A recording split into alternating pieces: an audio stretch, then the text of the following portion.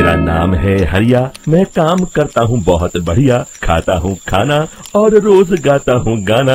अरे यार, आज तो बहुत देर हो गई। इस खतरनाक जंगल को देखकर तो मेरे हाथ पैर ठंडे हो गए हैं। अगर मैं वक्त पर गांव नहीं पहुंचा तो मालिक बहुत नाराज हो जाएंगे। तभी हरिया को एक आवाज सुनाई देती है। सुनिए हरि जी। अरे, ये आवाज किसने दी? तभी हरिया को सामने कुछ दूर एक औरत खड़ी दिखाई देती है। अरे भाई, ये औरत अकेली इतनी रात को इस जंगल में क्या कर रही है? चलकर पूछना पड़ेगा। फिर हरिया अपनी बैलगाड़ी उस औरत के सामने लाकर रोक देता है और उससे पूछता है। अरे सुनिए, आप इतनी रात को इस खतरनाक जंगल में अकेली क्या कर रही हैं? तभी वो औरत मीठी आवाज में कहती है। अरे हरु जी, आप आ गए। मैं कब से आपका इंतजार कर रही थी। वैसे तो यहाँ से काफी लोग गुजर चुके हैं, लेकिन मैं खास आपका इंतजार कर रही थी। अच्छा, तुम सच कह रही हो? मुझे तो यकीन नहीं हो रहा है। वो क्या है ना, आज तक किसी ने मुझसे इतने प्यार से बात नहीं की। हाँ हाँ हरु जी, मैं सच कह रही हूँ। अब देर मत करिए और जल्दी से मुझे मेरे घर तक छोड़ दीजिए। हाँ हाँ, कौन सी बड़ी बात है, अभी छोड़ देता हूँ। आप मेरे पीछे बैलगाड़ी में बैठ जाइए और मुझे रास्ता बताते चलिए। फिर वो औरत हरिया की बैलगाड़ी में बैठ जाती है और हरिया बैलगाड़ी हाँकता हुआ आगे चल पड़ता है। फिर उस औरत के बताए हुए रास्ते पर चलते चलते हरिया बैलगाड़ी लेकर एक काली गुफा के आगे आकर रुक जाता है। हरिया उस औरत से पूछता है। हाँ देवी जी, आपका घर कहाँ है? यहाँ तो एक गुफा के अलावा और कुछ नहीं है। तभी अचानक वो औरत हवा में उड़ने लगती है। देखते ही देखते उसका सुंदर रूप एक डरावनी चुड़ैल में बदल जाता है और वो जोर जोर से हंसती है। अरे तू तो एक नंबर का बेवकूफ निकला। तू तो बड़ी आसानी से मेरी बातों में आ गया। अरे मर गया रे, ये तो एक चुड़ैल है। हे भगवान बचा ले, ये तो बड़ी डरावनी दिखाई दे रही है। और फिर अगले ही पल हरिया की बैलगाड़ी में रखा सारा सामान हवा में उड़ता हुआ उस काली गुफा के अंदर चला जाता है और वो चुड़ैल भी उस गुफा के अंदर जाकर कहीं गायब हो जाती है। हरिया ये नजारा देख बुरी तरह घबरा और परेशान हो जाता है। अरे, ये चुड़ैल तो मेरा सारा सामान लेकर गुफा में गायब हो गई। अब क्या होगा?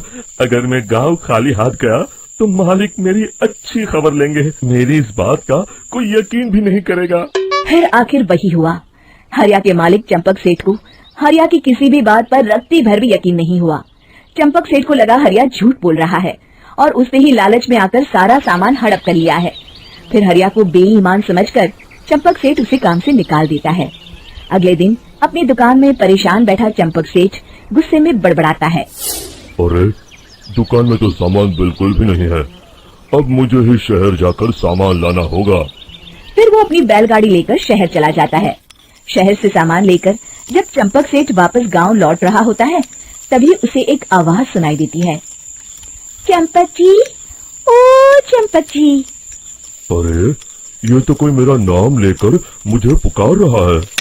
फिर उस रास्ते में वही औरत खड़ी दिखाई देती है। फिर क्या था, हरिया की तरह चंपक सेठ भी उस औरत के पास अपनी बैलगाड़ी लेकर जाता है और वो भी उसकी चिकनी चुपड़ी बातों के मुंह जाल में फंस जाता है। फिर चुड़ैल उसे भी अपनी गुफा तक ले जाती है और उसका सारा सामान लेकर गुफा में गायब हो जाती है। बेचारा चंपक सेठ लाचार होकर खाली हाथ गांव लौट आता है। फिर ये उस जंगल में रोज की बात हो जाती है। जो कोई भी शहर से कुछ लेकर गांव की तरफ लौटता, वो चुड़ैल उसे बेवकूफ बनाकर उसका सारा सामान लेकर गुफा में गायब हो जाती। एक दिन हरिया एक लकड़हारे को उसी जंगल की तरफ जाते हुए देखता है। फिर हरिया उसे रोकते हुए कहता है।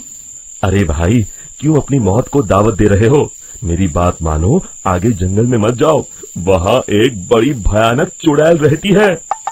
लकड़हारा हरिया की बातों को नजरअंदाज करते हुए कहता है। अरे भाई, मुझे पहले ही बहुत देर हो चुकी है। मुझे जाने दो भाई। शाम तक लकड़ियाँ काट कर शहर के बाजार में बेचना है। तुम अपनी ये कहानी किसी फुर्सत में बैठे इंसान को सुनाओ। मैं तो चला। इतना कहकर लकड़हारा वहाँ से आगे जंगल की तरफ चला जाता है। फिर अगले दिन गांव के मुखिया के घर के बाहर बहुत सारे लोग जमा हो जाते हैं। तभी हाथ में कुल्हाड़ी लिए खड़ा लकड़हारा कहता है। अरे मुखिया जी, अब आप ही हमें बचाइए उस जंगल वाली चुड़ैल से। हमारा सारा काम तो शहर से ही होता है। अरे मुखिया जी, उस चुड़ैल की वजह से तो मैं पूरी तरह बर्बाद हो गया हूँ। हम सबको मिलकर उस चुड़ैल का कोई इलाज करना पड़ेगा। तभी भीड़ में खड़ा वीरा कहता है, आप लोग चिंता मत करिए, कल से वो चुड़ैल किसी को नहीं लूट पाएगी। मेरे पास एक बहुत अच्छी तरकीब है। तभी चंपक सेठ उसका मजाक उड़ाते हुए कहता है, अरे तेरा नाम वीरा है तो क्या हुआ? तूने अभी उस चुड़ैल को देखा नहीं है? जाकर अपना काम कर, बड़ा आया। तब मुखिया जी कहते हैं, नहीं चंपक सेठ, मुझे लगता है हमें इस लड़के को एक मौका देना चाहिए। फिर सभी गांव वाले मुखिया जी की बातों से सहमत हो जाते हैं और वीरा शाम को एक बैलगाड़ी में कुछ सामान लादकर उस जंगल की ओर चल देता है। वीरा, ओ वीरा, कहाँ जा रहा है? तभी वीरा मुड़ के देखता है, वही चुड़ैल एक औरत के रूप में खड़ी है। अरे बहन जी, मैं आपको ही ढूंढ रहा था। देखिए मैं आपके लिए क्या लाया हूँ। अरे वाह, तो खुद मेरे लिए इतना सामान लाया है। तू ही अकेला गांव में समझदार है। जरा देखो, मैं भी खोल के, बड़े भूख लगी है। जैसे ही चुड़ैल उस सामान पर से कपड़ा हटाती है, एक भगवान शिव की तेज रोशनी उसके अंदर मूर्ति से निकलती है और चुड़ैल अपने असली रूप में आकर जलने लगती है। अरे मैं जल रही हूँ, बचाओ, बचाओ, ओम नमः शिवाय, मर गई मैं। देखते ही देखते वो चुड़ैल राख के साथ उड़ जाती है और सभी गांव वाले भी वहां जाते हैं। शिक्षा बुराई पे सदा अच्छाई की ही जीत होती है।